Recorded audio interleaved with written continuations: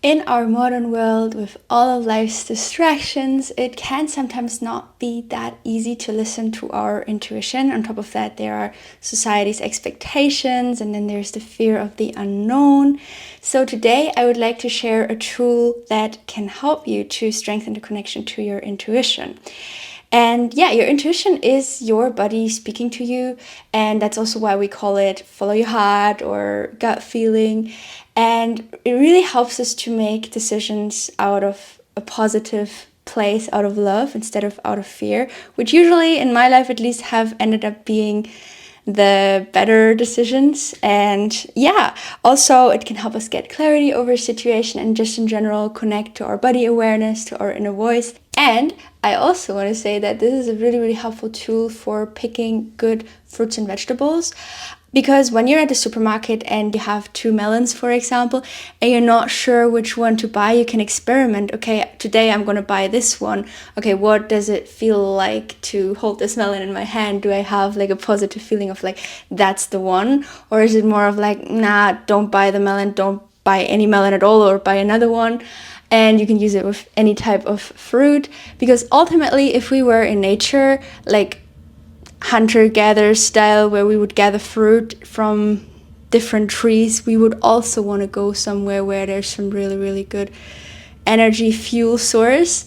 And I truly believe that our intuition back in the days was able to guide us there. And even to this day, sometimes I end up, when I'm in nature, I end up at places where there are fruit trees and I'm able to pick like amazing fruit. So I think, yeah, that voice is in there for a reason, and the more we start listening to it, the more rich and full and abundant our life is gonna become.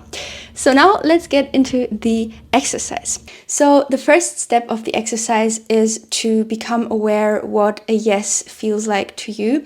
So when you think back in your life, and it could be a very recent decision or a decision 2-3 years ago, just the first one that pops up in your head, where you felt a very, very clear yes of I need to do this, I need to go there, or I need to, I don't know, buy that. And you did it and it ended up to be a really, really great decision.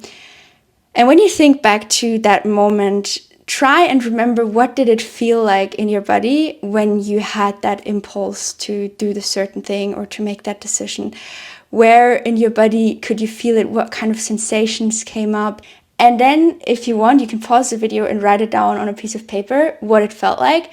And also, if you want, I would be really, really curious if you write like a comment in the comment section, what that feeling or vision in your head or like whatever looks like for you, or what comes up in that yes moment.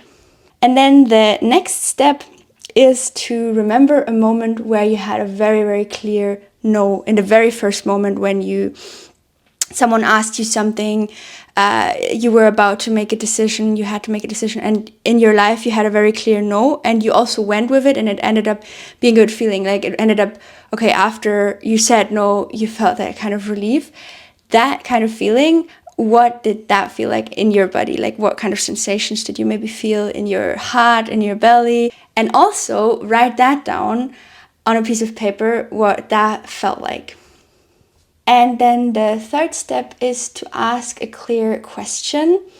Maybe a question that you have in your life right now where you need to make a decision. And it's very, very important here that it's a yes or no question. So not what should I do in this situation, but more like maybe a positively formulated question of, is it the right decision to do X, Y, Z?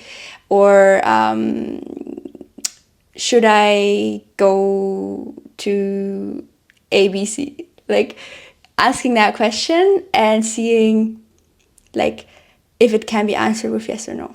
And then the fourth step is to find silence inside. So ideally closing your eyes, taking some deep breath in and out, connecting with this present moment, and also finding the stillness inside of you. So maybe disconnecting from your thoughts for some time. They can still be there, but just observing them.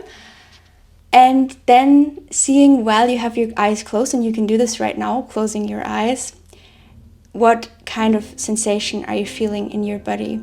Are you feeling a sensation of everything opens up inside of you, or are things closing down? What kind of images come up in your head? Do you maybe even have a voice speaking to you, saying yes or no? And yeah, becoming really, really aware of all these subtle impulses inside of you.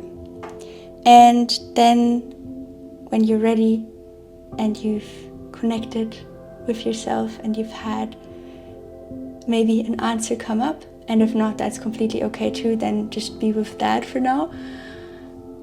Opening up your eyes again. And also the fifth and last step of this exercise is to trust that whatever you have received now is the thing you need to hear right now and is the right thing to do.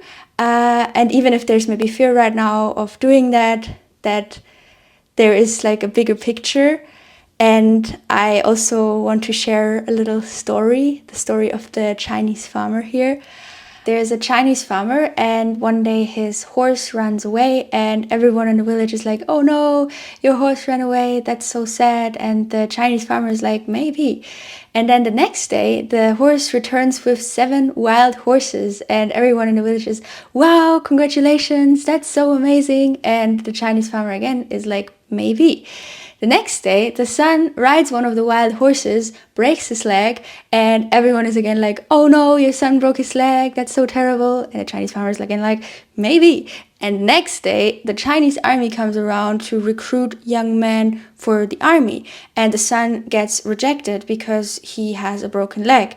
And everyone in the village again congratulates him. And it's like, oh, that's amazing, your son got rejected.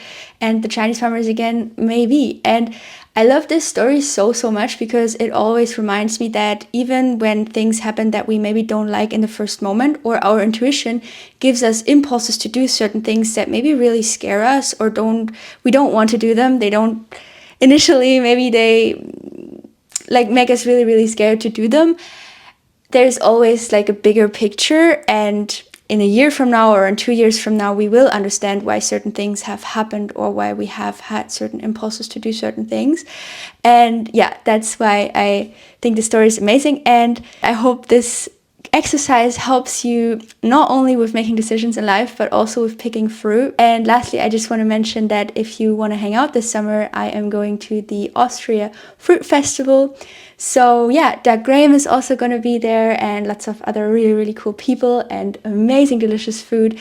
We're going to hang out, exercise together in the heart of the German Alps. Not German Alps, but Austrian Alps, but very close to Germany. So if you're from Germany, also make sure to check the link in the description box. So yeah, hope to maybe see someone of you there. And other than that, I wish you a great rest of your day, and maybe see you in the next video. Bye.